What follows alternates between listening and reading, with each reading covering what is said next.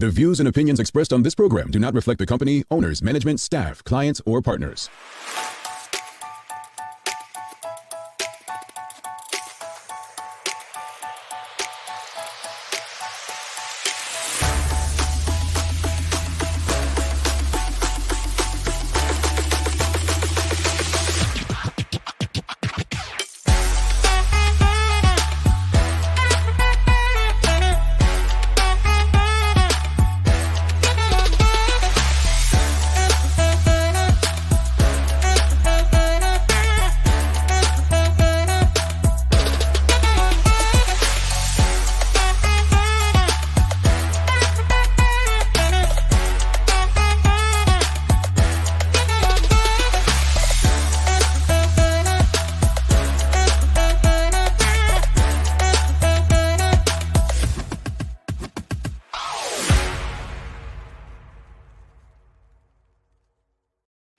It's Friday, the 28th day of October, 2022. Welcome to the Daily Hour, brought to you by Medical House, One Communications, and Lindos. I'm Jamal Hartman. She's Sherry Vanderpool, and Maya Palacio will be with us in a bit to bring you the latest in her news break, brought to you by People's Pharmacy. Sherry, it's your favorite day of the traditional work week. What's happening? all of this. Happy Friday, everyone. Happy Friday. And then she said that she ain't showing up on Monday. And I'm not. No, I have some other things I have to do in the morning. Then she told me I can keep my daily mask on for Halloween. And yes, I did say that. I did. Halloween's Monday, and I just said, Jamal, we gotta wear costumes and stuff, but you wear one every day, so you're good. Yeah, she did that, folks. She did that. Exactly. Yeah, I mean, folks, you just order. You think she's a nice one of the crew, like? Oh, everyone knows that I'm nice. I'm very nice.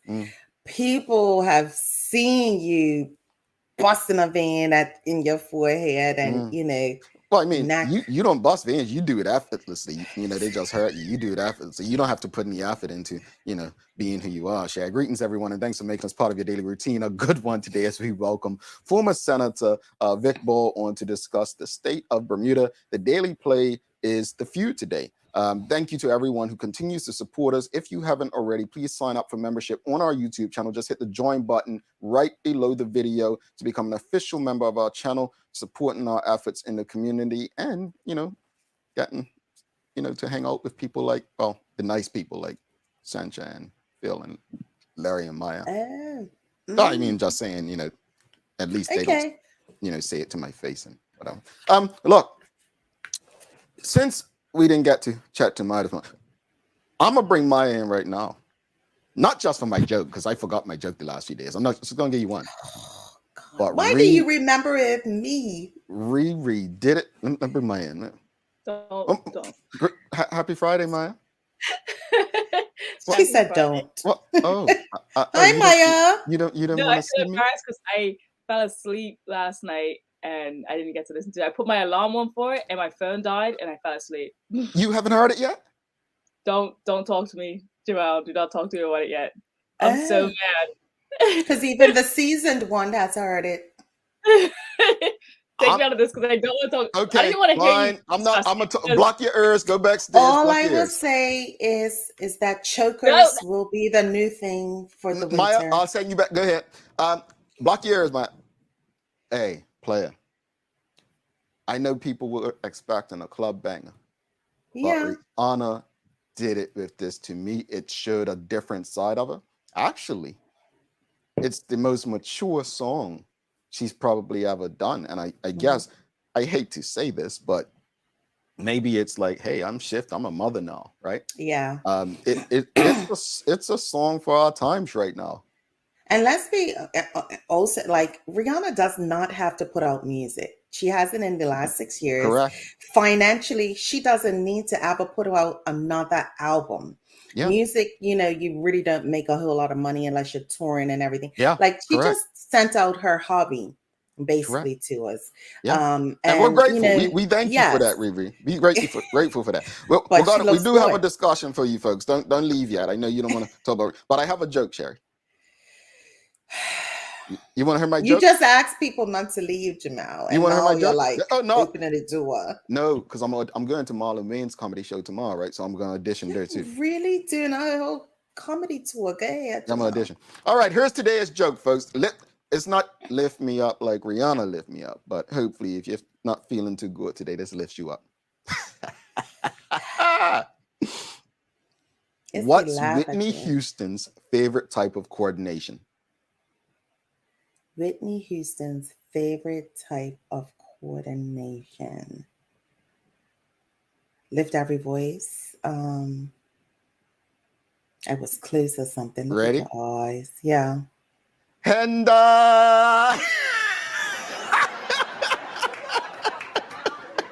get it?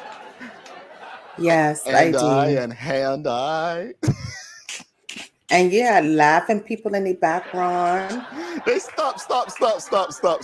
I feel like you should do these jokes by yourself. They're too much. Thank you, folks. The Chica Trot says, I enjoy the song and the words are uplifting. Charles H. Jefferson II says, I even heard it. It's really good. Mark Arthur C. Phillips says, I just listened to it. The song has a real gospel vibe to it. I just listened to it like 5 times. No, I listened to it during my jog over and over this morning. It was on repeat. It's honestly, I'm so happy she released a song like this. I am. Yeah. It's because you have everyone's attention because you haven't had music in such a while, and releasing a song so powerful right now that there's wars going on. Economies are like tanking. People are looking for in need of words of hope and feeling. So thank you, Rihanna, for that song, and folks. And she really could sing. Oh yeah, she got some range. People always hating. But although you may not hear it like Cuff It, there's no dance to go to it or Break My Soul. My hope is that it catches on and really brings that kind of music back where we put the music, because look, Kanye, I still don't know exactly what Kanye said, but let's be honest. Record labels have been promoting violence against Black people for donkey's ages in their music. R&B is not dead. R&B is just not put at the forefront by record companies. Yeah. They would rather us kill each other than make love and make children. Think on that. Rihanna, you did it, girl. Anyway, I definitely see you do a Cuff It.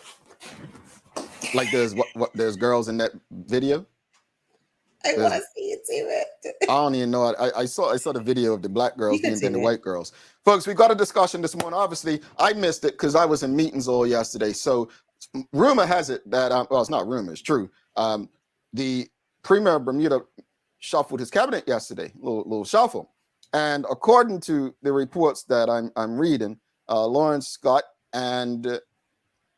Ernest Peets are out.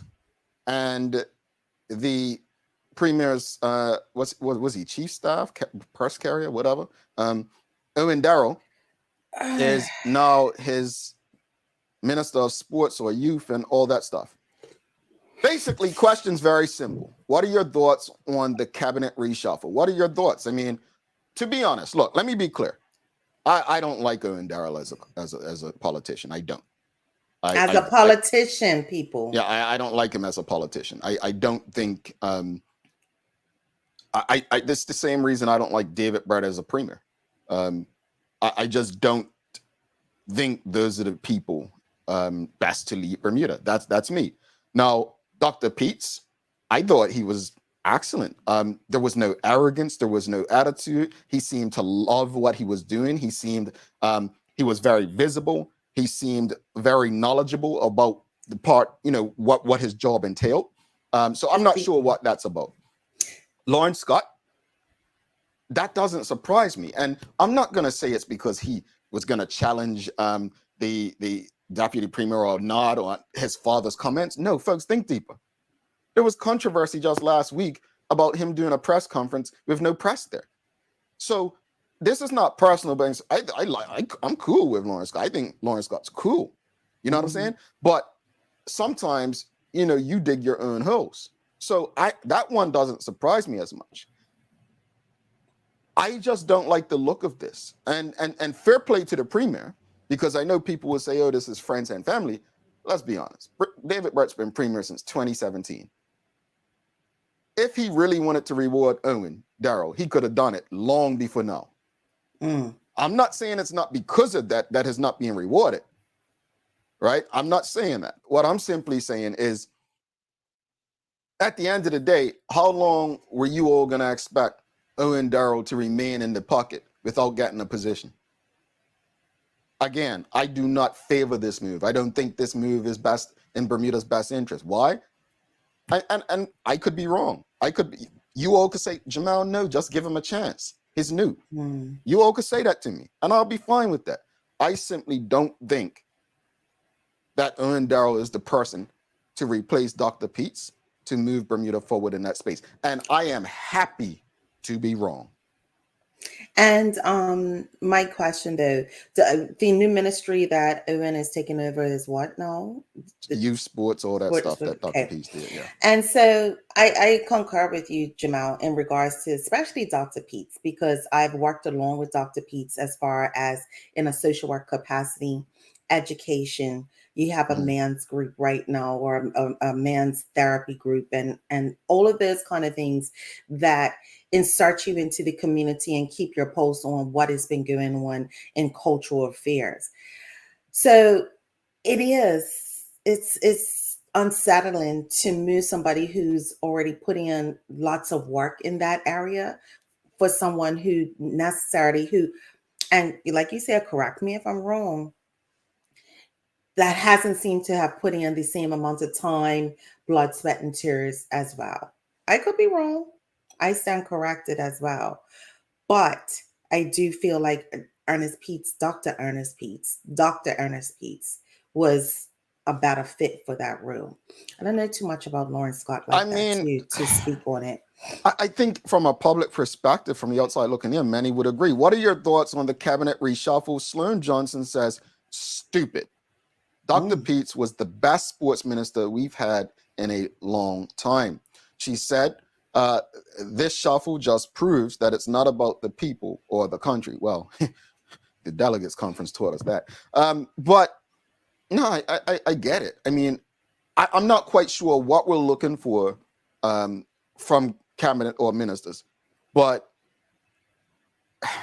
I'm disappointed for Bermuda with this. I think that if the premier was going to reward Owen for his loyalty, I'm not quite sure. Here's the thing. They are paid by the public. They are paid by the public. I believe that the premier should have to answer questions by the public when he's making those moves. So, for instance, the public should get to ask, Mr. Premier, why was Dr. Peets removed? And not answers like, well, we just felt that Mr. Darrell would provide better. Well, what is better? What boxes did he not check that you would like Mr. Darrell to check? Was there a performance improvement plan? Like what I think the public deserves details, because someone put in my head yesterday. Well, I guess the premier and Owen Darrell will be going to the World Cup together in Qatar. I mean, those are the kind of things sports ministers go to, right? Wow. That's unfortunate. I mean, I don't know. I'm just saying someone put it in my head. I mean, it makes you think. I mean, I'll take care of you after the delegates before World Cup. So, you're straight. You go there. You'll hang with the dignitaries. Sometimes I just don't think that deep, Jamal. But that's deep. If that is to happen, that's deep. Yeah. I don't know, folks. Let's go to the audience. What are your thoughts on the cabinet reshuffle, folks? We've got Angeline Butler says, in short, it's all politics. And I am not surprised. Renee Simmons and Sean DeShields for you, Sherry. It's obvious Dr. Peets was doing an excellent job. Owen Darrell definitely friends and family reward. They hang out together. The shuffle says it all. If people don't see it now, then they never will. This loyalty award move was in the works for some time. Oh, do tell, Sean. Well, let's be again. I want to go back to Renee Simmons' comment where she said they hang out all together. So if that's the case, why did the premier not name a minister back in 2017 or 2019 or 2020 20. You know what I'm saying? So it's difficult for me. Obviously, Owen's being rewarded because he's a friend, but loyalty does matter, right? Like if you earn a business, right, you want people who are going to help your business. You want people who are going to be, loyal to you per se, right? Yeah. But truthfully, you really should want what's best for your business, and that loyalty might not always be what's best for your business, right? Let me tell you, Jamal, if you don't do a good job in the sector that I need you to do a good job, and you're not well versed in that, we can be just like this. I'm not putting you in a position. I'm not doing that because it's not in the best interest of my company and what I have going on. You're going to fall in line into what it is that you are able to do, what you have a portfolio saying that you can do, not necessarily a resume. It could be a whole lot of things, but I'm not doing that. And then when you're talking about running a country and putting people in positions that don't necessarily belong, Mark Bean, the head of the Ministry of wasn't he of transportation at one point? Who, Mark Bean? Yeah, what was Oh, he? I know he was environment. I can't remember what ministry. Oh, okay. But nevertheless, like Curtis Dickinson, ever finance makes sense. Well, I You think know, I think that's one thing that's been challenged over the years is ministers don't necessarily reflect people's backgrounds. Like, I remember asking Dr. Brown and Glenn Blakeney back in the day, like, doctor, why not Ministry of Health? Well, conflicts of interest. Glenn Blakeney, why wouldn't you be over telecommunications? Conflicts of interest. So I think in some respects, people in certain ministries can lead to certain conflicts of interest. So got they it. tend, but also, as David Burt, Premier of Bermuda, said regarding Renee Ming, when she was appointed, everyone wanted Colonel Birch be Minister of National Security, and Renee Ming was made there, and made a statement that pretty much people need to understand ministries are guided and directed by the experts in the civil service, so the PS and so on. The ministers, working with them, they're the spokesperson in the house and representative of the people. So I think that one it's the same as in most places, but Canada actually, if I'm not mistaken, went that route that you're speaking of. The health minister had a health background, the sports minister had a sports background, the finance had a finance background. So it can be done. Yeah. And I do believe putting experts in those positions, or at least close to, would be beneficial. Yeah, I get the point about conflicts of interest, though. It's definitely something. What are your thoughts on the cabinet reshuffle, folks? What are your thoughts? Do you think that Dr. Peets and Lawrence Scott deserve to be cut out of the mix? What are your thoughts? Do you think Owen Darrell is the right person? Do you think he's earned that position? Sean DeShield says, not a bad move for securing a pension plan for the newly appointed minister. What does Owen bring to the table that the former minister did not? That's the question. Like we the public have a right to know from the premier what boxes did Dr. Ernest Peets not tick that Owen Darrell does tick. We deserve those answers. We deserve those answers. Any journalist out there, Sean Connolly or anyone at the RG that has that opportunity to speak with him, please, I would actually love to know from Owen Darrell what he plans on doing that Dr. Peets didn't do, that's going to put Bermuda in a better space. But your thoughts on the cabinet reshuffle, folks. Give us your thoughts. Sean Smith says, don't forget, he also replaced Dr. Peets as Senate leader. Yep. We've got Nicole Walker says, I am not surprised. There are consequences for aligning with unsuccessful candidates. It's all a circus. Well, I've heard that I saw people say that Lawrence Scott was removed because he I guess was going to challenge the deputy leader, and then his father's comments about David Burt's leadership, about not being autocratic. And then, I mean, I don't know, senators can't vote for the leader. So how could Dr. Ernest Peets have possibly, but maybe he spoke up in support of Curtis Dickinson? I mean, I would hope that's not the case. But it says that precedents of I can't speak my mind. And if I do, then my job's going to be taken. Yeah, I and it just makes those things about the MOU sound true. Like you did sign this loyalty thing. Let me say this, you folks, someone once said about me, right? And I'm trying to think, it may have been Mark Bean back in the day. when I was at Hot. But someone said, what you going to fight about once conscription's done? As if that's the only issue I cared about. And I said, it's not conscription. It's right and wrong. You know what I'm saying? Like, look, when conscription's done, whether it exists or not, there's still things happening amongst us that are wrong. And we have to speak up and say and do stuff. Well, people have this thing that I hate the PLP. No, I don't hate the PLP. What I don't like is politicians. What I don't like is politicians who are not honest. What I can't accept is people saying, well, that's just politics. No, you're just stupid to accept that that's just politics. We need less stupidity and more courage. We need people who to speak up and question what exists. I don't care if it's the One Bermuda Alliance, UBP, FDM, PLP. I don't care. I actually like some of these people. Like, for instance, you all seem to dislike the Honorable Minister Wayne Furbert. I have no problems with Wayne Furbert. I actually think he's one of the smartest people there. If he wasn't, he wouldn't have been able to win his seat both as a UBP and PLP candidate. I like Michael Dunkley too.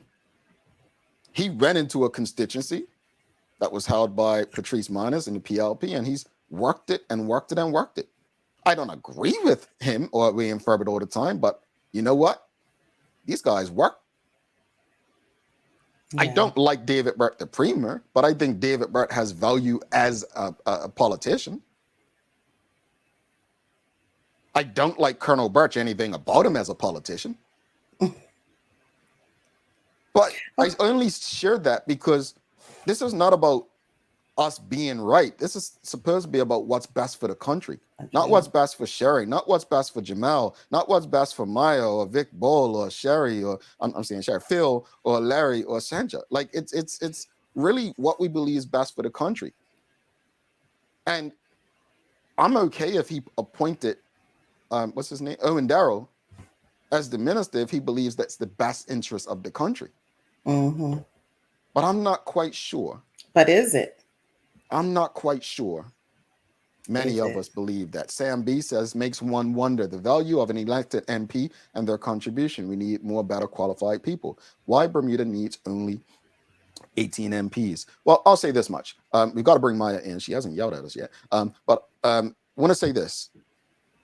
The problem with getting more so-called qualified people in there is people don't want to do it because of the stress. Like, you got so many intelligent Bermudians making a living and living a life that they're comfortable with, that why do they want to do that? This is why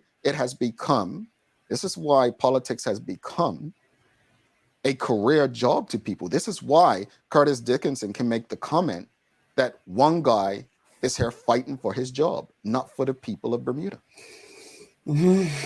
This is where we are. All right, let's wrap it up and bring Maya in. Sean DeShield says, clearly no conflict of interest with this new appointment, but wait, should appointing his best friend raise conflict of interest concerns? As they say, loyalty has its privileges. Sam Cat Place says, the nepotism is real, the circus continues. Well, it is a show. It is a show. And Cousin Mark says, Cousin Jamal and Sister Sherry, the truth will come out in the wash. Let's bring Maya Palacio in. See what in the P's wash. got for us this morning. All right.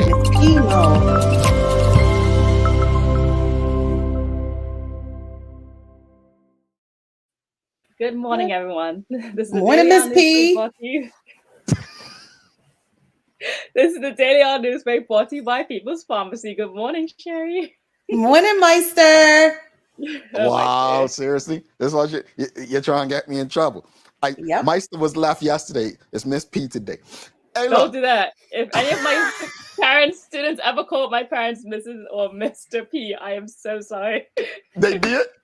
No, I've never heard that. Just gonna say. Maya, did you want to answer today's question, or you want to get right to the news break? I'll get right to the news break. Okay, there we go. What you got for us, Sister Maya? Well, first, I just want to actually just lead on to everything that you just said this morning, though. So just so everyone knows the clarification, this one came from Burn News, so shout out to them for having it up. They're the first persons I saw that had it. They were live at the conference, swearing in. So Lawrence Scott, previously the Minister of Transport, will no longer serve in cabinet. Dr. Ernest Peets, previously the Minister of Youth, Culture and Sport, will no longer serve in cabinet. Senator Owen Darrell will enter the cabinet as Minister of Youth, Culture and Sports and become the government leader in the Senate, previously held by Dr. Peace. Wayne Farrett, previously the Minister for the Cabinet, will take on transport. Vance Campbell, previously the Minister of Tourism, will add to his duty responsibilities for those departments previously under the Ministry for the Cabinet. So the cabinet size will decrease from 13 to 12. Wow. I mean, look, folks, we do complain about the size of cabinet. The premier did, in fairness, he did reduce size in cabinet. So what's that saving? $150,000? I mean, okay, that's a plus. Let's give him some credit. Let's give him some credit. Give him, All right, that's it. That's all you get. What else you got for us, Maya?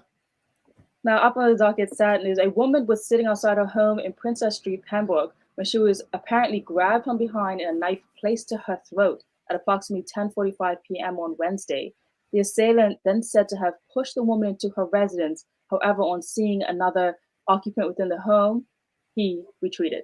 No person was injured, thankfully, during the incident, and no items or valuables were taken. The suspect has been described as a light complexion male, approximately 6 feet tall, and between the ages of 19 and 21 years old.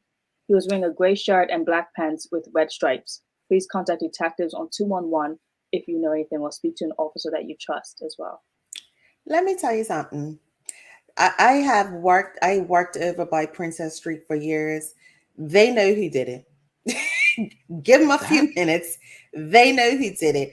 And the audacity to do that, because they are a very tight little community on that street. That is crazy. The audacity. But they know who did it. Crazy.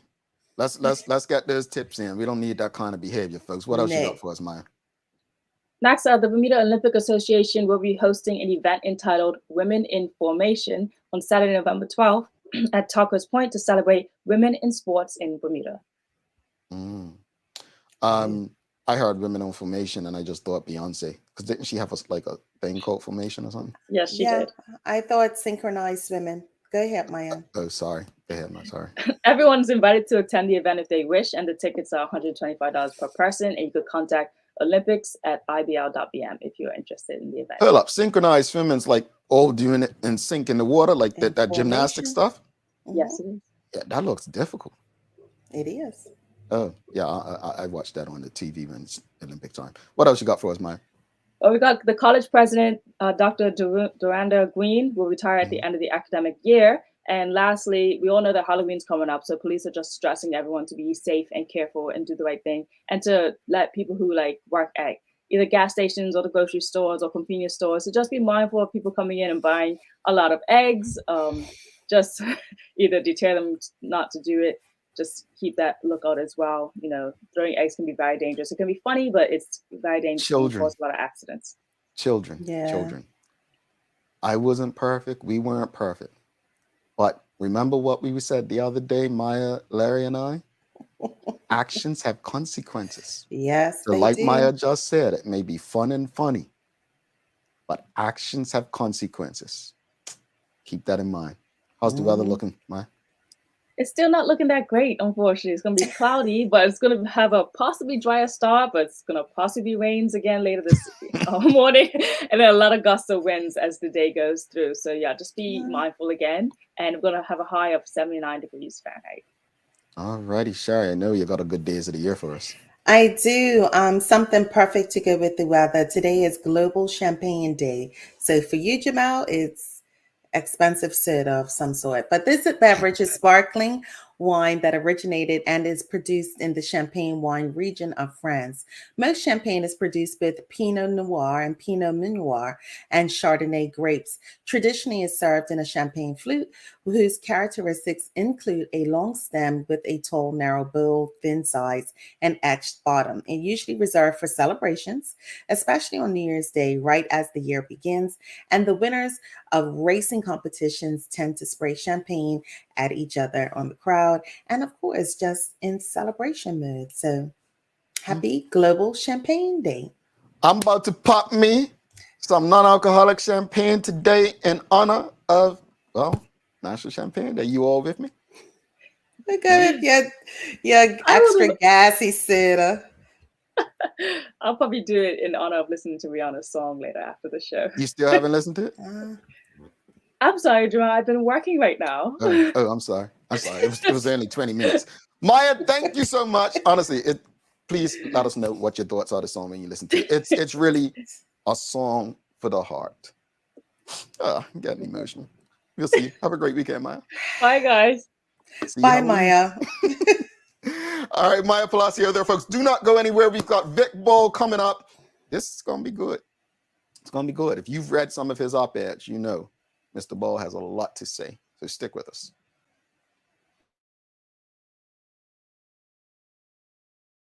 Let's face it, life can be a little wild, but shopping doesn't have to be. I choose People's, so that whether it's a prescription that needs to be filled, a toy for my little terror, or a gift for a new addition to the family, we'll see about that. Everything's available in one convenient location. Some call it People's, I call it my one-stop shop in the city. People's, we're here for you.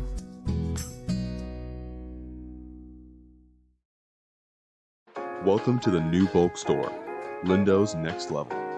Wake up in the morning with enough coffee to keep you running throughout the entire day.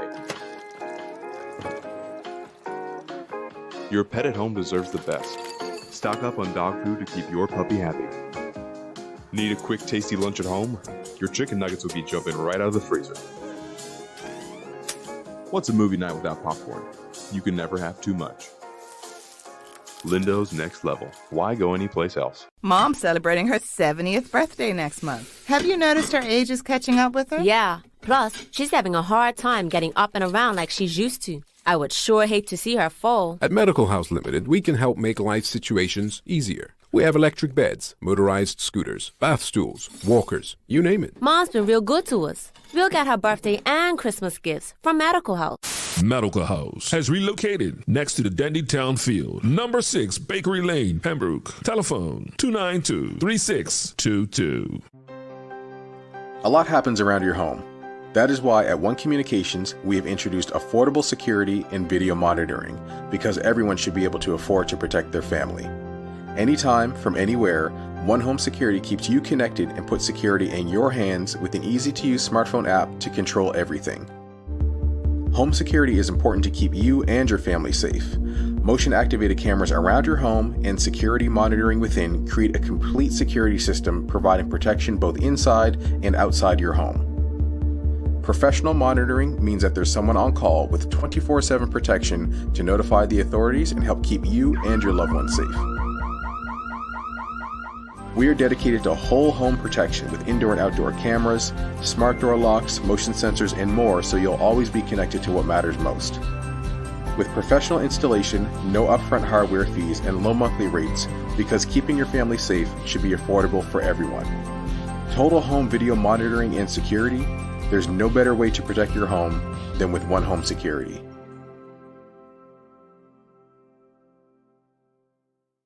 I can't even tell you what it's like to get a phone call when somebody tells you that something like that has happened to your child. And many know, some don't, that my son was shot. All righty, welcome back to the big show. Sherry Vanderpool, I'm Jamal Hartman. It's the Daily Hour brought to you by Medical House, One Communications, Lindo's, and People's Pharmacy. Folks, if you haven't already, don't forget to sign up for membership. Just hit the join button underneath this video to become an official member of our channel. That was actually Patrina. She was on Jamal Hartman Unscripted. If you haven't watched it already, go check it out on Jamal Hartman Unscripted YouTube channel. Very, very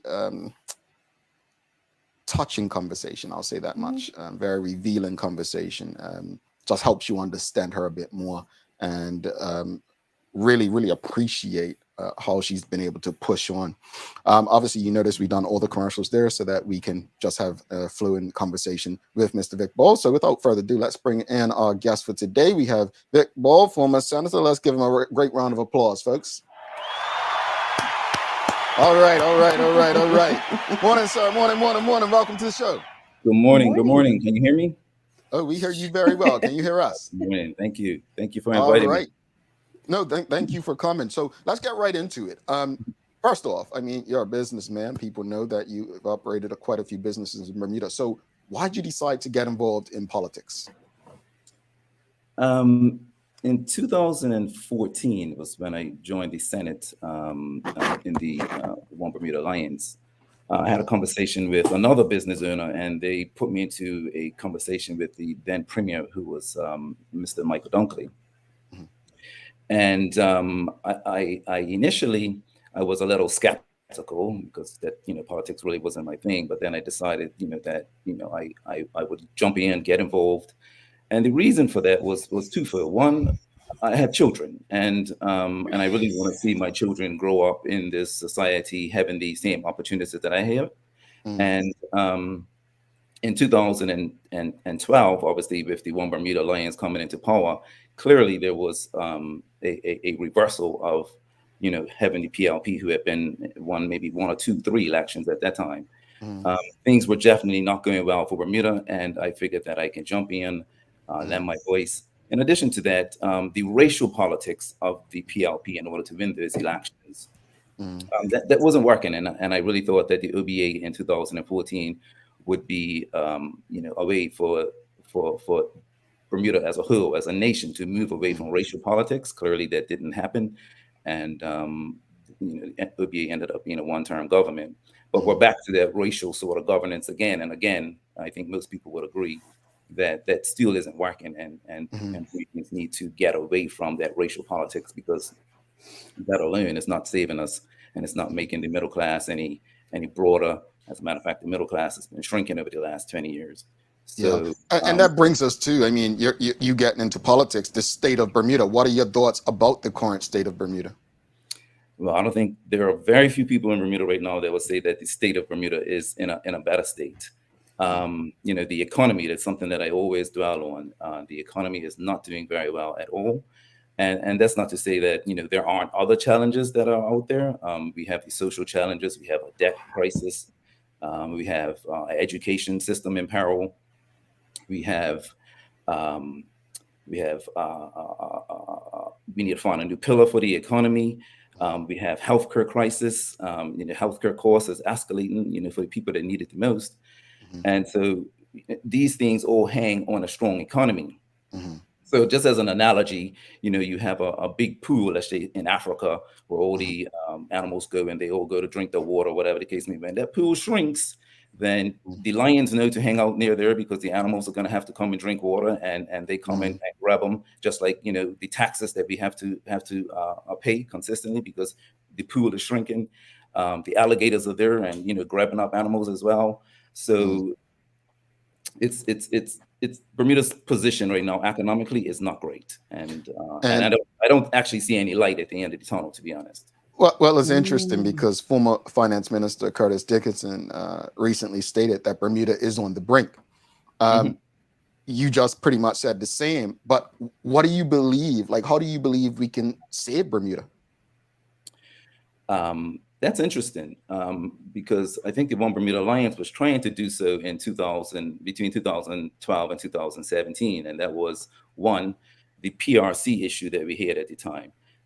We were trying to preserve those people from actually leaving the island, and they estimated in 2016, when the whole pathways was occurring, that there were about 2,000 people of wealth that, if they were able to stay here, that they would have invested in the country, and 2,000 people with wealth could have helped us, especially during through the COVID period. But now we have Jason Hayward, telling us that we need 8,400 people 6 years later in order to stabilize the country. And so, obviously, one is definitely we need to have more people on island, partaking of the services that are offered, buying groceries, buying gas, paying rent, and that sort of thing. Just stimulating the economy. The economy definitely needs to be stimulated, and having more buddies here definitely is one way to do it, without a question of doubt. Indeed. Interesting. So what are your thoughts surrounding the recent vote to have Premier Burke retain his post as Premier?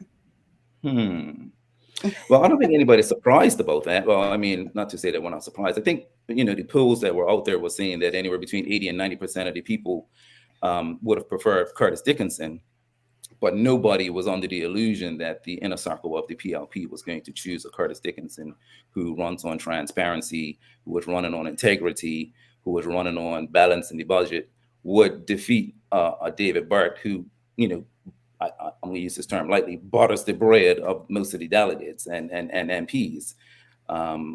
It would have been it appears to be, it would have been a vote against themselves. So I don't think anybody was surprised at the result of the vote. But one thing that David Birch recognizes that a person who's only been in politics for 4 years was able to gain that many votes. And if you think that he had 29 potential MPs, and let's just say a third of them voted for Curtis, that's 20 MPs that, if it was shifted the other way around, Curtis would have been very close to being in. So I think David Birch should be concerned that a person that's only been in politics for 4 years was able to gain that much traction. I mean, even Mark Beeman, he won his runoff against, I think it was Terry Lister. I think it wasn't even close. And so for the fact that Mr. Dickinson was able to gain that much vote, that says that inside of the party of the PLP, that people are concerned with the direction that this country is going. Well, that's an interesting take on it. And when you talk about the direction that the PLP is taking, you recently wrote an article in the Royal Gazette titled "The PLP's 7 Deadly Sins." Explain to the audience, for those who may not have read the article, the seven deadly sins in your opinion. Okay, so it was just briefly gave a history, in my view, of how the PLP came to power in 1998, what they did while they was in power, how people eventually just decided that the PLP was no longer a viable option, and a new party who had only been around 2 years was able to win an election, and not because they gained a whole lot of votes, but because a lot of PLP people stayed home because they might not want to vote for this new party, but they're certainly not going to vote for the PLP because what the PLP is presenting at that time was not taking the country in the right direction. I think most people recognize that. And then, eventually it just went on to the OBA won the election, and how, the PLP, basically tried to take, or successfully take the OBA to the, white oligarchs and the racial history of Bermuda's past, the worst of Bermuda's racial history. And eventually, they were able to come to power. The PLP was able to come back to power in 2017. And they have, even further that amount of MPs that they have in the House in 2020. I think overall, it just gave a history, an outline of the PLP and where they are taking Bermuda. I think I ended it up saying that at the end of the day, most of the politicians will have successfully garnered enough economics for themselves that they can eventually move away from Bermuda, and Bermudians will be stuck here. The ones that can't leave will be stuck here, having to deal with the consequences of the last 20 years of PLP rule. Interesting. And it's an interesting article, so I encourage those who haven't seen it to go out and read it. It was actually written for this month, right, in October. So yeah, I definitely encourage everyone to take a look at it. But what does the One Bermuda Alliance or any political opposition need to do to gain the confidence of the people of Bermuda as a better option than the PLP? For sure, I would say that anyone or any opposition that's going to dethrone the PLP is going to need to come with a strong economic plan, without a question of doubt. They're going to need to show the country exactly, how they plan to turn around the economy. It will be even better if they can show how they're going to improve tourism and international business as well.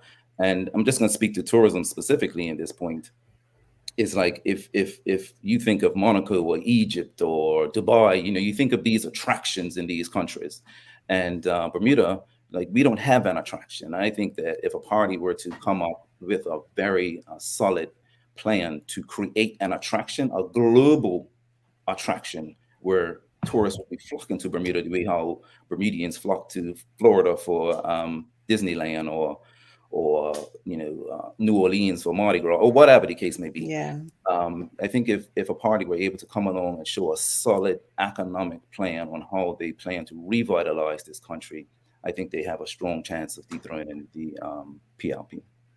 Alrighty. If you have any questions or comments for Mr. Ball, please send them through. We'll get through as many questions and comments as possible. I want to go back. You said one of the solutions is immigration to Bermuda. And then also just now you mentioned tourism as a attraction.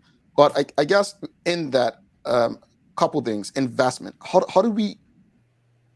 I think the biggest issue with tourism is we haven't been able to attract investment. Think about Curtis Dickinson resigning, feeling like we have to give away the house and so on. Yeah. How can Bermuda attract investment without giving it all away, like without costing the taxpayers? Like, is it possible?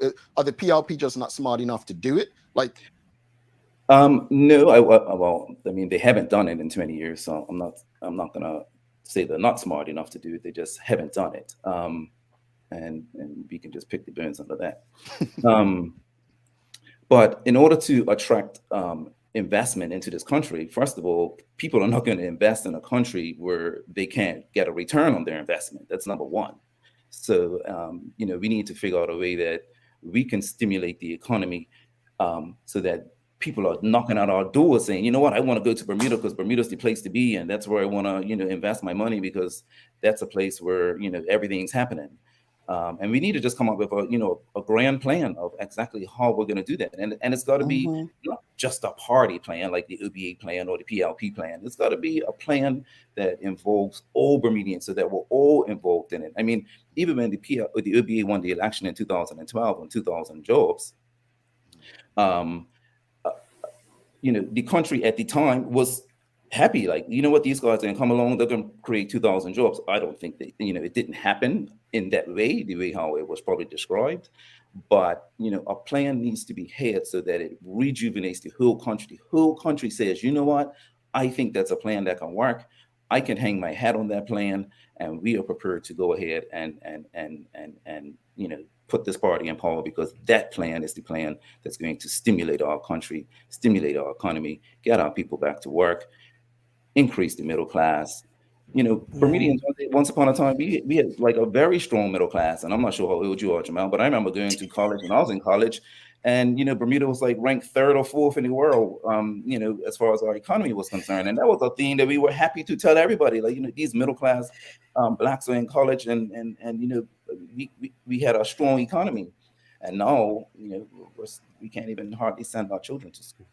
Yeah, I'm not that young, but I was gonna say I did. No, but I experienced that. Like me, so it's okay. Yeah. Some of us in the conversation a bit, what we later to learn. But no, you make a great point because I remember when I was in college, Bermudians, we were the ones we had to call. We had that about us. Like we loved to speak about how our economy was doing. Something that you just made me think about. I'm sorry I had to switch markers because my marker's not working, but I can't understand my own writing, so just that's why I preface that.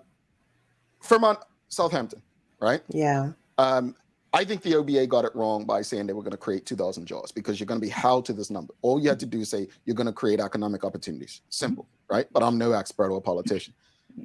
The premier in this government keeps saying that Fremont, Southampton is going to create a certain number of jobs, 800, 600, whatever.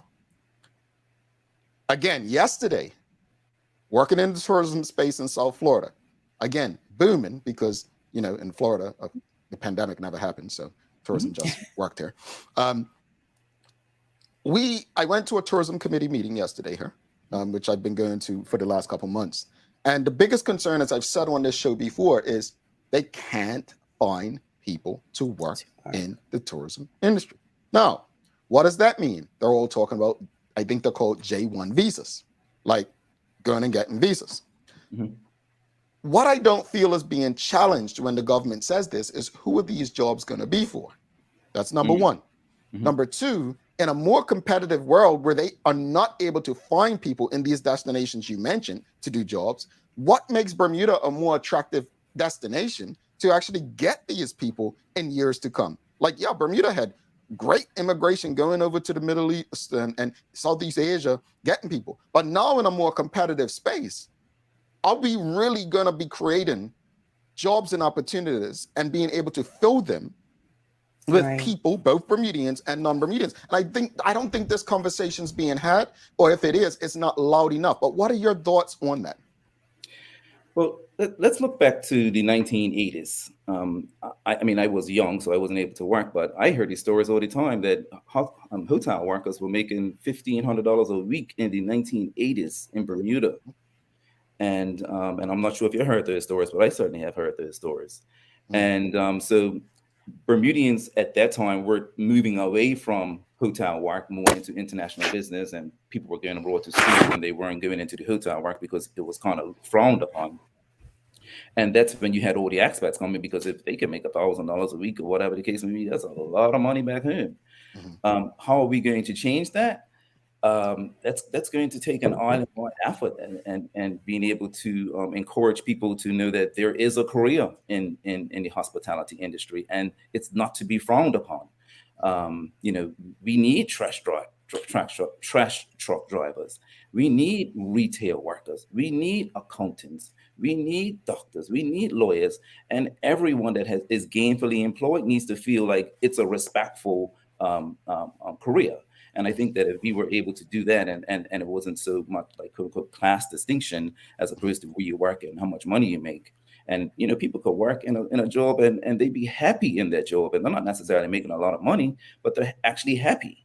And we need to just get away from the idea that the hotel industry or driving a cab or a minibus is not one of those sort of careers to be aspiring to. Not everybody can be a doctor. Not everybody can be a lawyer. And I think Jamal had put a post up not too long ago on his WhatsApp where it said a house was be able to be maintained on a shoe salesman's salary. What was that, back in the 1980s or something like that? Am I right, Jamal, in saying that? Yeah, I think the 1970s. Yeah. Yeah, and it's just like we've also come away from being able to, in those industries, being able to afford these things now in this time because of the economics and how things are going on the island, which is unfortunate. Many people build houses driving taxi. Many people build houses being a doorman. Many people, and we haven't gotten back there. I'll change build to built. Sorry. Yeah. But to her point, Walton Brown, the late Walton Brown, actually said that in the House of Assembly before he passed, that his parents were able to work seasonal in the industry, raise their children, and build their home and so on. Things have obviously changed. We have a lot of questions from the audience. Just want to get to them. I remember some years ago I was doing a talk show one summer at Bermuda Broadcasting Company, and I remember that man. I've shared this on the show before, but that man calling up and saying, I don't want my child working on the front desk after spending all that money on a college education. And, to Nachika Trutt's comment right here, hospitality is much more than frontline workers. The industry needs lawyers, accountants, HR managers. Like, you can start on the front. As I've seen down here in these tourism committee meetings in South Florida, people who actually started some space and quickly moved up. Not just because they were good, but because space opened up or there were different needs for the organization. I think there's an attitude that, truthfully, staffing people is hard and people just don't want to do certain jobs anymore. No, industries evolve, right? Industries evolve. You can check into a hotel without a front desk person, but there still needs to be that human element of some kind, right? There are things going away like what's that? Room service, what they call room attendants, housekeeping, right? Housekeeping. I'm still shocked when I go to a hotel and there's no housekeeper. Careers inside of the hotel industry. Indeed. Indeed. Let's go to the questions. We've got Sean Smith asking, Vic, do you think Sir John's waterfront plan can still work today to help the economy? Sure. I mean, if we can find investment for it and we can stimulate the economy through the construction phase of it, and then have people come here and actually, occupy the building for, whatever uses is being made for, then sure, definitely. The country needs economic stimulation. And that's one thing, the OBA, for all its faults, was able to stimulate. And when I say all its faults, meaning that, the people voted them out in 2017, in spite of the fact that they had attracted over $1 billion worth of investment in a short 4.5-year period. As a matter of fact, in July of 2017, I think the America's Cup had just finished in June 2017, where we had over 100 mega ships in this country, never seen before, probably will never be seen again. And that type of economic stimulation certainly did help the country at that time, and that allowed the premier to have a party. He said he found some extra America's Cup money, and he actually threw himself a party. Holy shit. Mark Vic. Arthur C. Phillips is asking, Mr. Ball, having a national plan, it is a great idea. What is the greatest stumbling block to implementing this national plan? I think it's the communication of this national plan. Who's communicated this quote unquote national plan to anyone. And I think that once it's communicated and once you put the right people out there communicating the right plan, then the whole country is going to, gravitate toward it and be like, yes, this is something that, we can all hang our hats on. This is something that's going to put Bermuda on the map on a global scale and then attract, investment here forever and ever. Oh man, and that would be the plan, and that would be the idea. I fully back it too. All right. Michelle White, she says, it's not the job, it's not public opinion about the job, it's about the energy that each individual puts in their job to be the best at what they do. I think we have lost pride in what we do. Well, how do we get pride back into these jobs? What would be your idea? Let me share something with you, and then you can again, we can all just pick the burns out of it.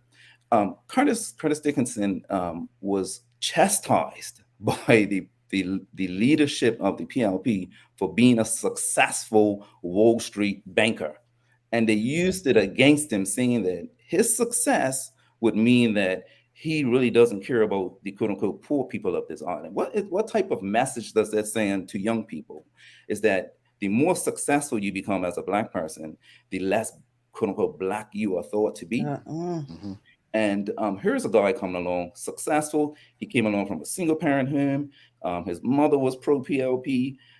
He's darker than me. He's probably darker than you guys, but he isn't Black enough to lead the PLP because he's a success. That is so disgraceful, and I think the PLP owe him an apology. They probably would never apologize for it, but that was absolutely disgraceful. So if that is what's coming from the leadership of the country, what is that going to do now for the younger people? Do they want to be successful, or do they want to be mediocre, don't stand out?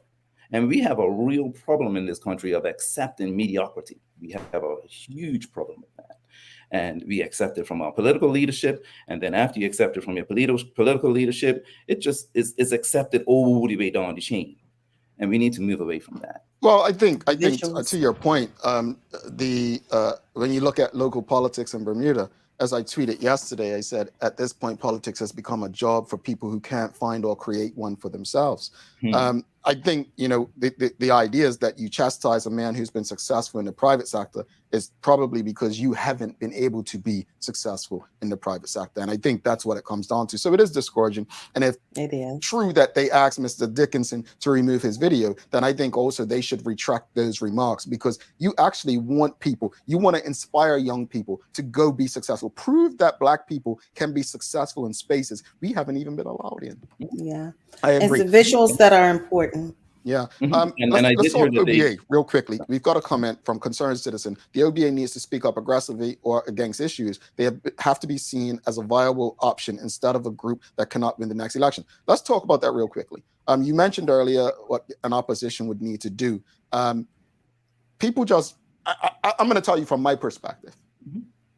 I thought Jeff Barron, Michael Fay were disgraceful to me in government. I don't care how much good they done economically.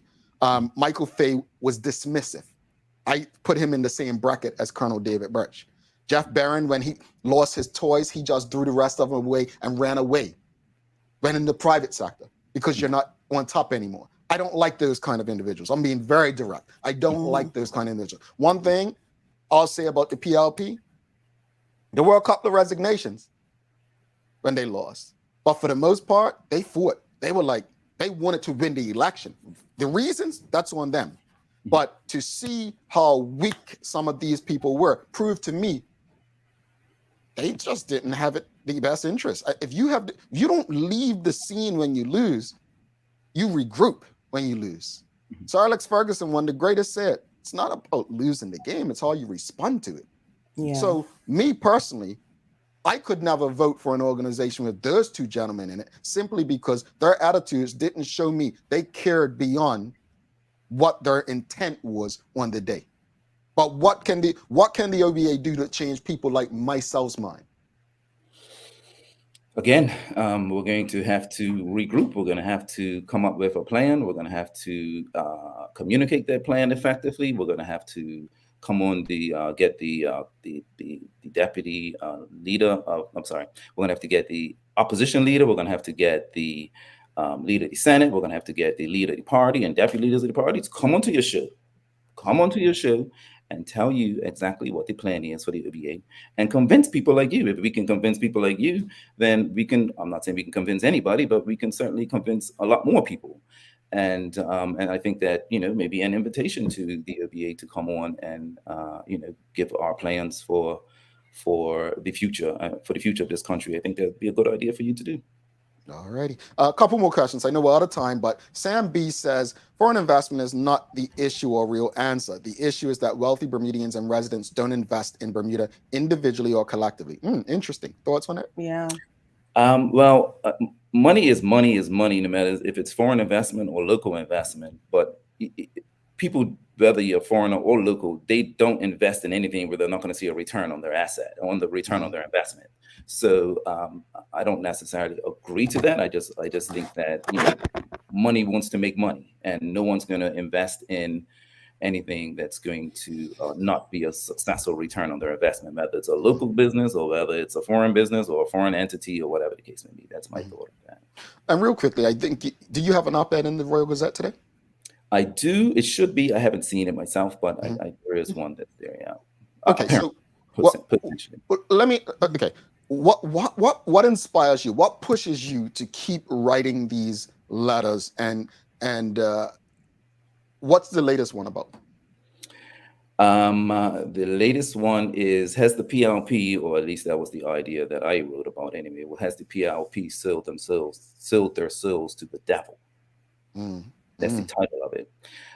The content of it is basically that, you had on the one hand Curtis Dickinson, who was offering integrity, transparency, and then on the other hand you had a leader who, by his own people, not OBA people, but by his own people, have called him a manipulator, a liar, a master deceiver, a trickster, or all of these names. And basically saying that the delegates and the MPs that can vote decided that they wanted to go with David Burnt rather than Curtis Dickinson, and basically outlined the reasons, in my humble opinion, of course, it's my opinion, on the reasons why that was the case. So if anyone wants to have a look at it today, then you should have a look at it. All right, I'll be sure to read it. I always enjoy it. Honestly, we are out of time, but thank you for doing this. It's been a good conversation, and because you're always got stuff going on, I'd love to have you back. We've got the throne speech coming up. We've got in about 4 months. We've got the budget, which I think both of those people should have their eyes wide open for both. Definitely. So definitely would appreciate your input on those. But honestly, thank you for coming on the platform. There's these rumors going around that, people who come on here, Jamel roughs them up and gives them a tough time, and all that stuff. Not with me on, Vic. Yeah. Not with me on. Yeah. Patrina, Power Girl, my girl says, yeah, man, no, it's me. It's me. But no, man, honestly, I appreciate you coming into space and, just keep doing what you do. And, And what I do is, all I try to do is just to create another perspective for Bermudians to be able to understand what is going on, at least from my eyes, my eyesight. And and I get a lot of people, that are they obviously read it because they're very thankful that I sometimes I say what they think. Yeah, I always say, I for me, it's not about changing people's mind. It's really just to get them to think about another perspective. That's it. Yeah. Appreciate you, brother. Talk soon. Thank you very much. All right. All right. You too. Bye. Vic Ball, former senator of the One Bermuda Alliance. Folks, if you appreciated today's conversation, give us a thumbs up, a love, a like. We're going to jump right into the Daily Play, but please share these conversations. I think these conversations are helpful, different perspectives. Bermuda's in an interesting space. We're in a very interesting space right now. Thanks again to One Communications, People's Pharmacy, Medical House, Linda's for ensuring we can have these kind of conversations. It is time for the Daily Play, brought to you by Heineken 0.0, great taste, no alcohol, and Bermuda Trivia, now available at stores throughout Bermuda. We're going to do a giveaway as well after this daily play and we wrap it up. Follow Bermuda Trivia on Facebook, Instagram, Twitter, and TikTok to find out why it's Bermuda's favorite trivia game. Sherry, are you ready? I am, because I've been on it. It's the feud today. Yeah. You've been on it. All right, here we go. First question. Oh, folks, I legit just picked these up. So I did not know these were the questions. Name something scary in a house. Sorry, in a Halloween haunted house. Something scary, a monster or a zombie. Really? In a haunted house? A mummy? Ghost? She got it. Ghost number one. Ghost number one. All right, here we go. Second one. Folks, we're doing a giveaway after this. Here we go. What would you do if you came home to find your front door open? Call the police. Run out the door. Yeah. I wonder if it's black people or white people did this, because I'm just saying, like,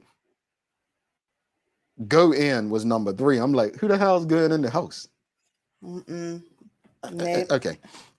Yeah, that was number 3. Don't go in is number 2. So black people voted number 2, white people number 3.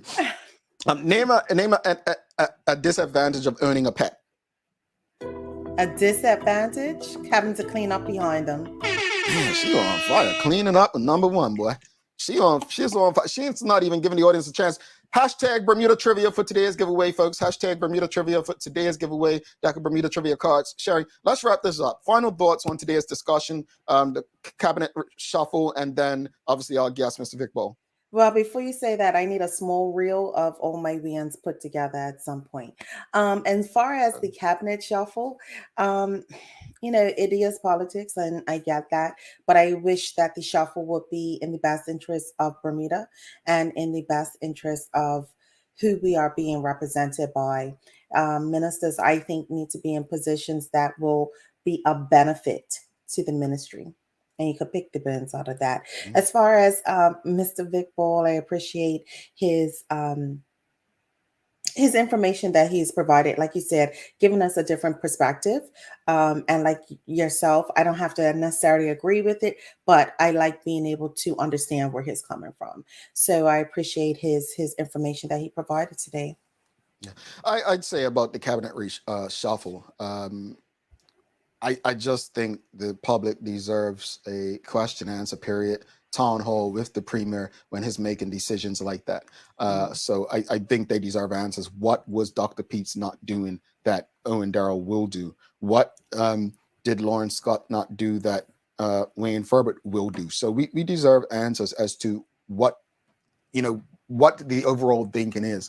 As far as Vic Ball, I agree with him in terms of it's not really about changing people's minds. Sometimes it's just about sharing perspectives to make people think. Most of us are products of our environment, and we refuse to grow beyond that environment.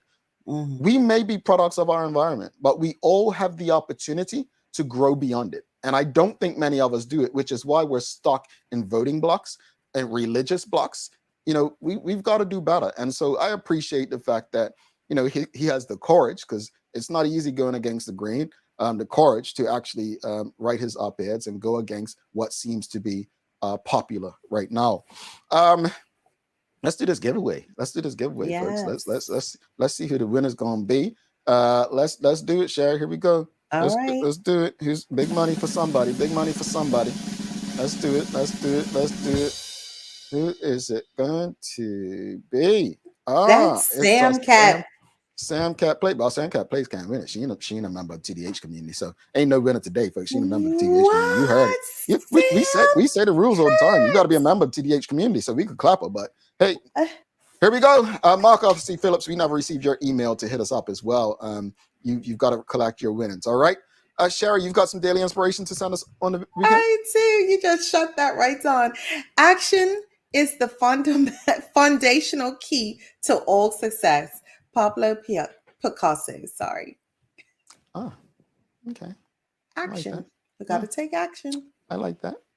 Well, folks, that's it until Halloween. Thanks again to our partners, Medical House, One Communications, Lindos, and People's Pharmacy for ensuring that we're able to do this with you on a daily basis. As always, we appreciate you, we love you, and we thank you for making us part of your daily routine. If all goes well, we will be back to do this again with you tomorrow.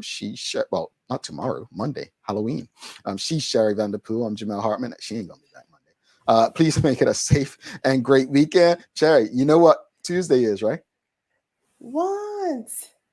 Discount day for candy, Sherry. Da-da-da-da. Okay. Oh, that's my favorite shopping day. All right. Peace. Have a great weekend, everybody.